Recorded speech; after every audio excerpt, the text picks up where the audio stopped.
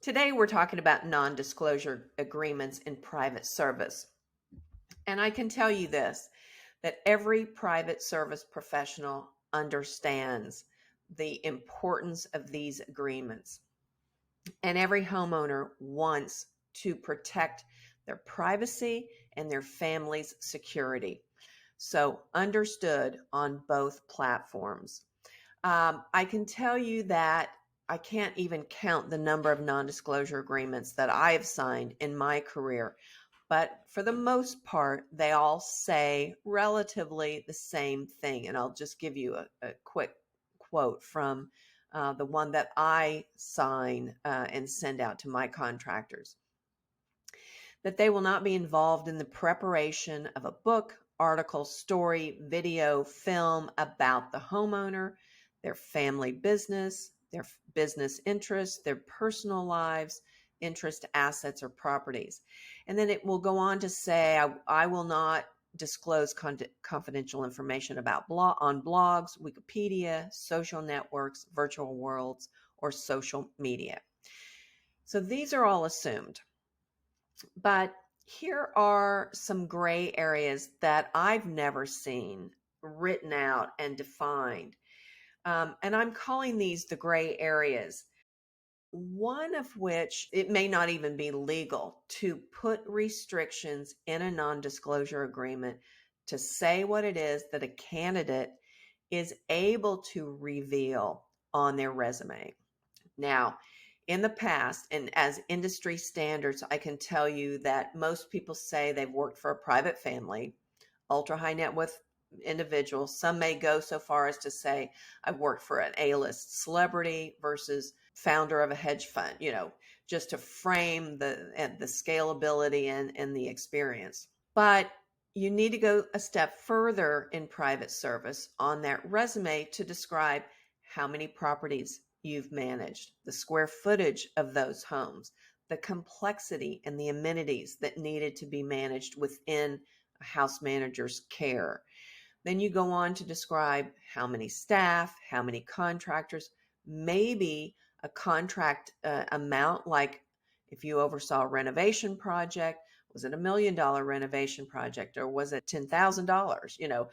Those kinds of scale issues are really important to describe the experience. And then even down to an annual operating budget.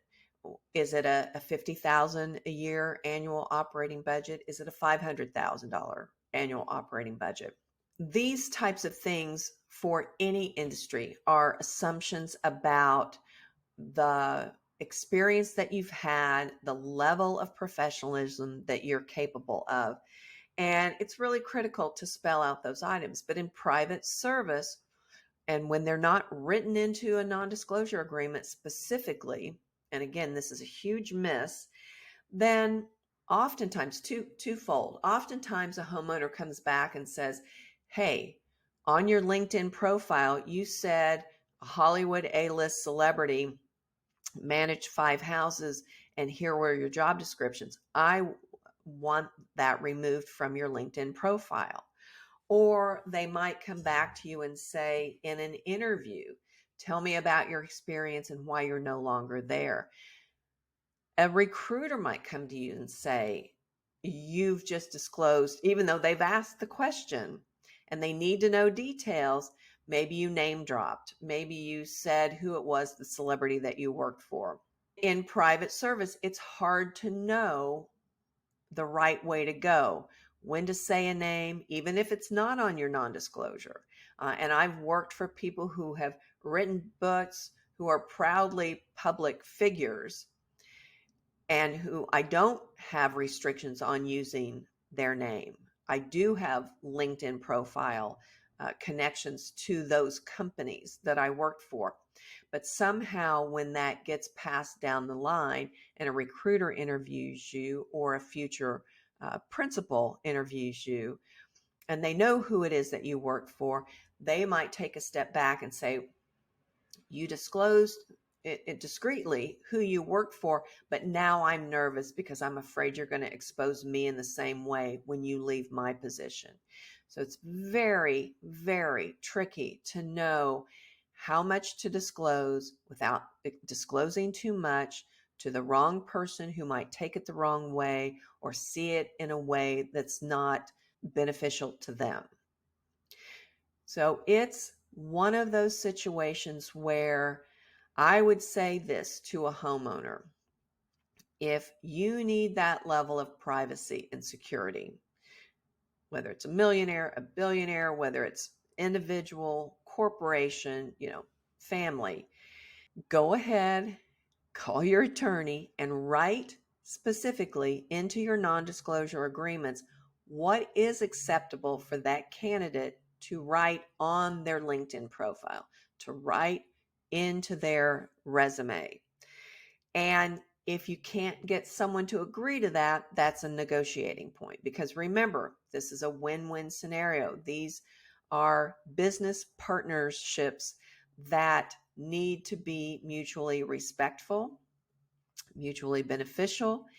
And if you can't get a candidate to sign off on that because it's not in their best interest, they need to be able to market themselves as a career. This is not something, let's say they spend 4 years with you, they can't drop that from their resume and say nothing about that experience because it will haunt them through the rest of their career.